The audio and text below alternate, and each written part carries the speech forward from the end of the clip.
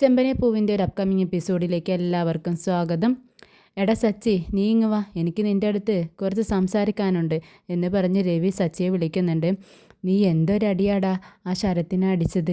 ഞാൻ ഇന്ന് രേവതിയുടെ വീട്ടിൽ പോയിട്ടുണ്ടായിരുന്നു. എനിക്ക് അവനെ കണ്ടിട്ട് ഭയങ്കര സങ്കടമായി. പെറ്റ തള്ളക്ക് സഹിക്കോടാ, എനിക്ക് തന്നെ സഹിക്കുന്നില്ല. പിന്നെ എന്തിനാ നീ ഇങ്ങനെയൊക്കെ അവനെ അടിച്ചത്? അവനിപ്പോഴേ എക്സാമായി, അതിന് പോവാൻ തന്നെ എന്താ ചെയ്യാന്ന് പറഞ്ഞിട്ട് ഇരിക്കുക.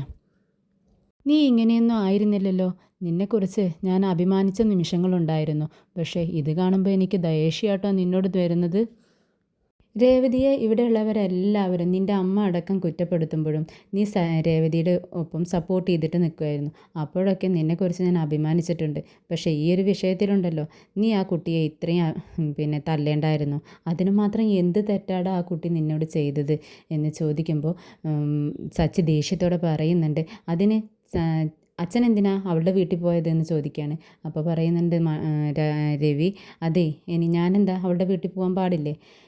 അവൾ നമ്മുടെ ബന്ധുവാടാ, നമ്മളൊരു കുടുംബമാണ്.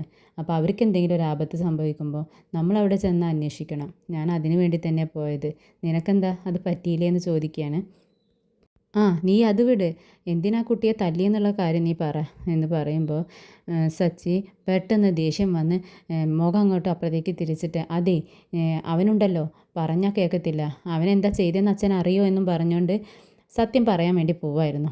പക്ഷേ പെട്ടെന്നാണ് റൂമിൻ്റെ ഡോറിൻ്റെ ഒരു ഗ്യാപ്പ് കൂടെ രേവതി ഒളിഞ്ഞു നിന്ന് ഇതെല്ലാം കേൾക്കുന്നത് കാണുന്നത്.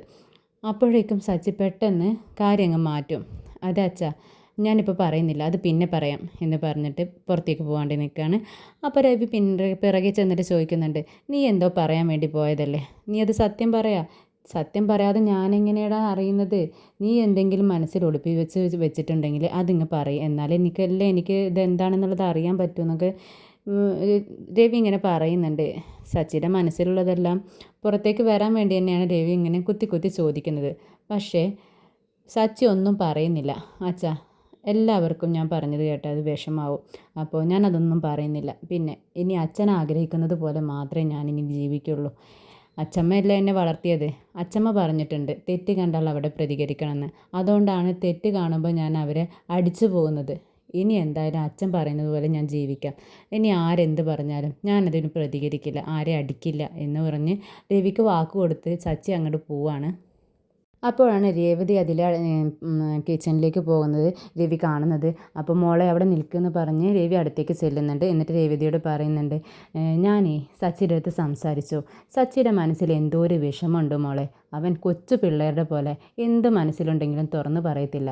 അവൻ്റെ അതിലെ വിഷമമൊക്കെ ഇങ്ങനെയൊക്കെയാണ് കാണിക്കുന്നത് എന്ന് പറയുമ്പോൾ രേവതി അത് വിശ്വസിക്കുന്നില്ല കേട്ടോ. രേവതി പറയുന്നുണ്ട്, ഇല്ല അച്ഛാ, സച്ചേട്ടന് ഒരു വിഷമവും ഇല്ല. ഈ ചെയ്ത കാര്യങ്ങൾ ആലോചിച്ച് പോലും ഒരു വിഷമവുമില്ല. അതൊക്കെ അഭിനയിക്കുകയാണ്. എന്താണെന്നറിയോ,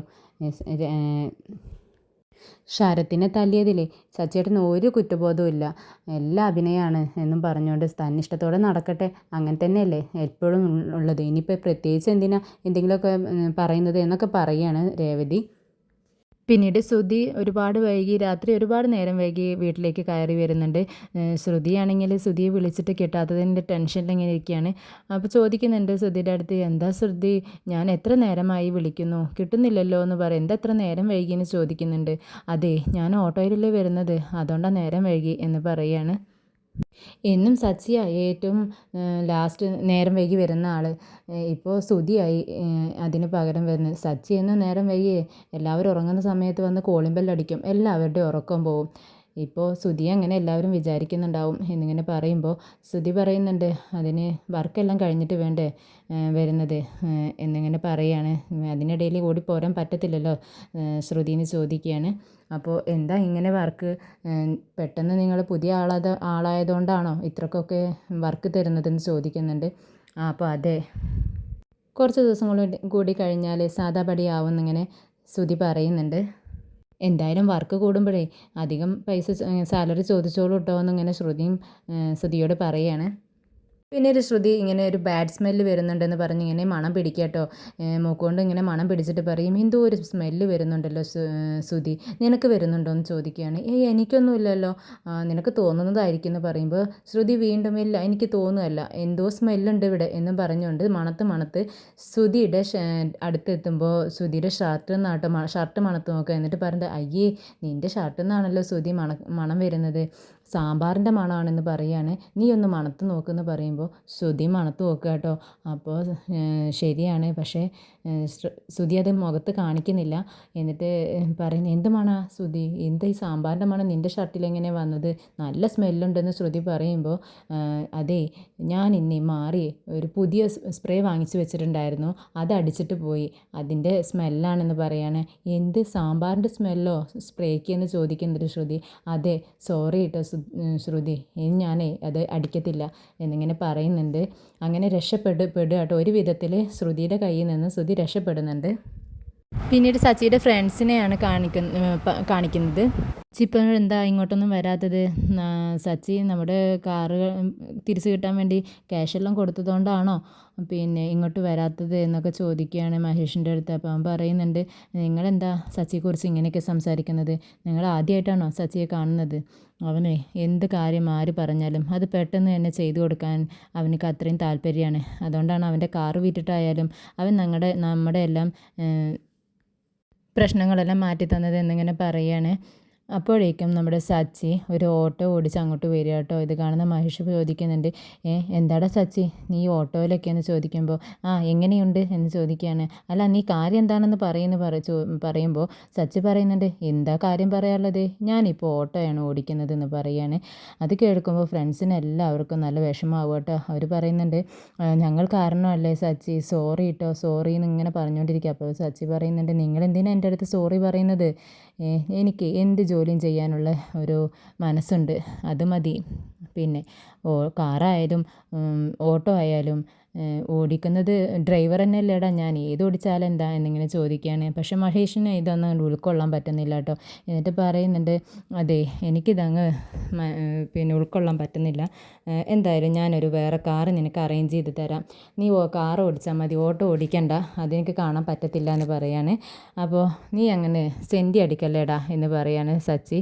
അതെ കാറായാലും ഓട്ടോ ആയാലും എനിക്കൊരു പ്രശ്നവുമില്ല, പിന്നെ കാറിന് എത്ര രൂപ ഒരു ദിവസം വാടക കൊടുക്കണം, അതിനേക്കാളും സുഖം ഇതാടാ, ഇതേ നമുക്ക് കുറച്ച് ഓട്ടം കൂടുതൽ കിട്ടിയ ക്യാഷ് കയ്യിൽ വരും, അതാണ് നല്ലത് എന്നും പറഞ്ഞുകൊണ്ട്, എനിക്ക് കുറച്ച് ഓട്ടം ഉണ്ട് ഞാൻ ചെല്ലട്ടെ കേട്ടോ എന്നും പറഞ്ഞുകൊണ്ട് സച്ചി വണ്ടി എടുത്ത് അങ്ങോട്ട് പോകാൻ നിൽക്കുമ്പോൾ മഹേഷിനടുത്തേക്ക് വിളിക്കുന്നുണ്ട്. എന്നിട്ട് പറയുന്നുണ്ട്, എടാ പിന്നെ അച്ഛനും രേവതിക്കും വീട്ടിൽ ആർക്കും തന്നെ ഇതൊന്നും അറിയത്തില്ല, അവർ വണ്ടി എവിടെയെന്ന് ചോദിച്ചപ്പോഴേ ഞാൻ കാർ ഷെഡിലിട്ടുകൊണ്ട് വന്നിരിക്കുക എന്നാണ് പറഞ്ഞിരിക്കുന്നത്, അതുകൊണ്ട് നിന്നെ കണ്ട് അവർ എപ്പോഴെങ്കിലും കാണുവാണെങ്കിലും നീ സത്യങ്ങളൊന്നും പറയരുത് എന്ന് പറയുമ്പോൾ, എന്തിനാണ് ചച്ചി ഇതെല്ലാം മറച്ചു വെക്കുന്നത്, മുന്നേ തന്നെ നീ ഇത് പറയുന്നതല്ലേ നല്ലതെന്ന് ചോദിക്കുമ്പോൾ ചച്ചി പറയുന്നുണ്ട്, ഇല്ല ഇപ്പം തന്നെ വീട്ടിൽ കുറച്ച് പ്രശ്നങ്ങളാണ്, അതിനിടയിൽ ഇതും കൂടി അവർ അറിഞ്ഞാൽ അവർക്കൊരു ഒരുപാട് വിഷമാവും, അച്ഛൻ പ്രത്യേകിച്ച് അച്ഛനും രേവതി ഒരുപാട് വിഷമിക്കും എന്നിങ്ങനെ പറയുകയാണ്.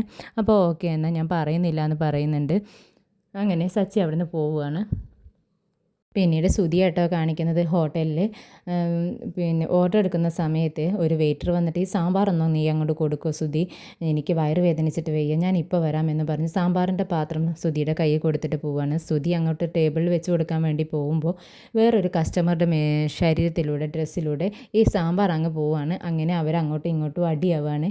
ഇത് കണ്ടുവരുന്ന ഹോട്ടലിൻ്റെ ഉടമ നമ്മുടെ സുധിയോട് ഇറങ്ങിപ്പോവാൻ വേണ്ടി പറയുകയാണ്. അപ്പോൾ 4 തെറി വിളിക്കുക കേട്ടോ നമ്മുടെ സുധി ഓണറെ. അത് കേൾക്കുന്ന ഓണർ പറയുന്നുണ്ട്, അതെ നീ എന്താടാ നല്ല പിള്ള ചമഞ്ഞ് നിൽക്കുകയായിരുന്നു ഇവിടെ അല്ലേ, നിൻ്റെ യഥാർത്ഥ സ്വഭാവം ഇതാണല്ലേ, അപ്പോൾ നിനക്ക് വേറെ എവിടെയും ജോലി കിട്ടാത്തത് കൊണ്ടാണ് നീ ഇവിടെ ജോലി തിരഞ്ഞു വന്നത്, ഇറങ്ങിക്കോണം ഇവിടെ നിന്ന് പറയുമ്പോൾ സുധി പറയുന്നുണ്ട്, അതെ എനിക്കുണ്ടല്ലോ ഞാൻ ആരാണെന്ന് നിങ്ങൾക്ക് അറിയില്ല, എനിക്ക് നിങ്ങളുടെ ഈ ഒരു ഹോട്ടലുണ്ടല്ലോ ഇത് വിലയ്ക്ക് വാങ്ങാനുള്ള കഴിവുണ്ട്, നോക്കിക്കോ ഞാനൊരിക്കലേ ഇതങ്ങ് വാങ്ങും എന്നൊക്കെ പറഞ്ഞ് പുളു അടിച്ചിരിക്കുകയാണ്. ഇത് കേൾക്കുന്ന പിന്നെ ഓണർക്കും ദേഷ്യം വരും കേട്ടോ. എന്നിട്ട് ഇപ്പം തന്നെ ഇവിടെ നിന്ന് ഇറങ്ങിക്കോണം പറഞ്ഞ് ആട്ടി ഇറക്കുന്നുണ്ട്. പിന്നീട് നമ്മുടെ രേവതിയുടെ അനിയത്തിയും അമ്മയും കൂടെ വീട്ടിലേക്ക് വരുന്നുണ്ട്. രവി അവരെ സ്വീകരിച്ച് അകത്തേക്ക് ഇരുത്തുകയാണ്. അപ്പോഴേക്കും ചന്ദ്ര അവിടെ നിന്ന് വരുന്നുണ്ട്. നീ എന്താ ഇവരെ വിളിച്ചിരുത്താത്തതെന്ന് പറയുമ്പോൾ ഇനി എന്തിനാണ് ഞാൻ വിളിക്കുന്നത്, നിങ്ങൾ തന്നെയല്ലേ സ്വീകരിച്ചിരുത്തുന്നത്, അത് ഇനി പ്രത്യേകിച്ച് ഞാൻ വിളിക്കേണ്ടതുണ്ടോ എന്നൊക്കെ ചോദിക്കുകയാണ്. തർക്കുത്തരം പറയുന്നുണ്ട് കേട്ടോ.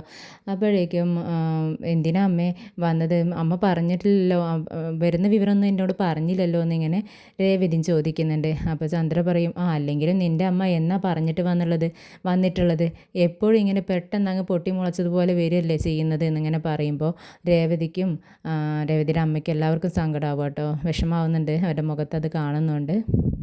രേവതി പറയുന്നുണ്ട്, എന്താ അമ്മ വിശേഷം, എന്താ പറയൂ എന്ന് പറയുമ്പോൾ അമ്മ പറയുന്നുണ്ട്, അത് ഒരു വിശേഷമുണ്ട് മോളെ, അത് അച്ഛൻ്റെ മരണ ദിവസമല്ലേ വരുന്നത് എന്നിങ്ങനെ പറയുകയാണ്. അത് കേൾക്കുമ്പോൾ രവിക്ക് ആകെ ഒരു ടെൻഷൻ ആവുക കേട്ടോ. എന്താണെന്ന് വെച്ചാൽ രവിക്ക് ഓർമ്മ വരികയാണ് അന്നത്തെ ദിവസം, അത് രവിയുടെ വണ്ടിക്ക് മുന്നിൽ രേവതിയുടെ അച്ഛൻ വീണതും മരിക്കുന്നതിന് മുൻപ് രേവതി എന്ന് വിളിച്ചതൊക്കെ മനസ്സിലേക്ക് ഇങ്ങനെ വരികയാണ്. രവി ഇങ്ങനെ വിഷമത്തോടെ ഇരിക്കുന്നുണ്ട്. അപ്പോഴേക്കും ചന്ദ്ര പറയും, നിങ്ങളെന്തിനാ ഇത് പറയാനായിട്ട് ഇങ്ങോട്ട് വന്നത്, അങ്ങനെ ഒരു ദിവസം ഉണ്ടെങ്കിൽ നിങ്ങളല്ലേ അത് ആചരിക്കേണ്ടത്, ഇങ്ങോട്ട് വരികയല്ലല്ലോ ചെയ്യേണ്ടത്. അതെ, ഇദ്ദേഹത്തിന് വയ്യാത്തതാ, നിങ്ങളുടെ ഭർത്താവേ ചെറുപ്പത്തിൽ മരിച്ചുപോയി, ഇനി ഇദ്ദേഹത്തിനും അങ്ങനെ എന്തെങ്കിലും അപകടം പറ്റിക്കോട്ടെ എന്ന് വെച്ചിട്ടാണോ നിങ്ങളിങ്ങോട്ട് കയറി വന്നത്, ഇമ്മാതിരി വിഷയങ്ങളൊക്കെ പറയാൻ വേണ്ടി എന്നൊക്കെ പറയുകയാണ്.